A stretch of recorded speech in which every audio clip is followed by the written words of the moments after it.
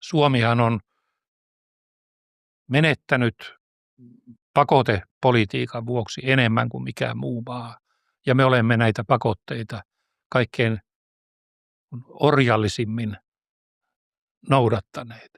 No mitä tulevaisuuteen tulee, niin ensimmäinen ja nopea helpotus olisi se, että tuo itäraja avattaisiin. Norjan kautta ja Viron kautta pääsee kulkemaan Venäjälle, mutta ei Suomen rajan kautta. Meidän pitäisi koeluontoisesti avata rajaa ja katsoa, onko Venäjä valmis palaamaan siihen vanhaan käytäntöön, että he eivät päästä rajalle henkilöitä, joilla ei ole asianmukaisia asiakirjoja sen ylittämiseen.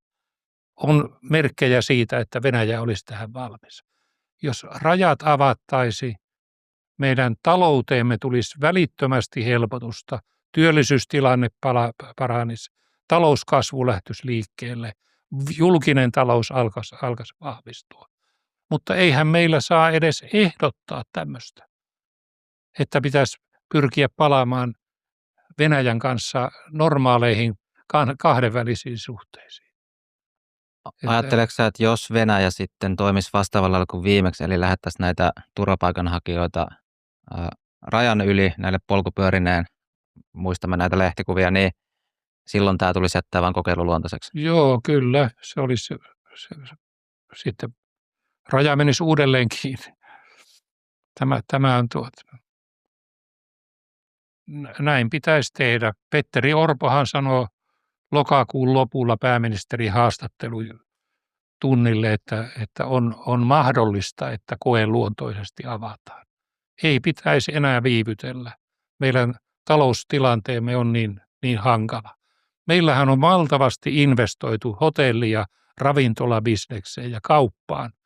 Kun ihmiset pääsisivät rajan yli ostoksille ja asumaan hotelleissa ja syömään ravintoloissa, niin talous lähtisi liikkeelle.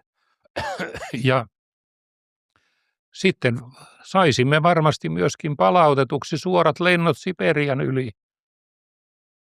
Suomihan omin päätöksin aiheutti sen, että tämä Siperian yli tapahtuvat lennot lakkasivat. Siitä oli Finavialle ja Finnairille valtavat tappiot. Ja pitäisi mahdollisimman pian päästää myöskin kiinalaiset ja muut Aasian asiakkaat Suomen ravintoloihin ja hotelleihin ja kauppoihin.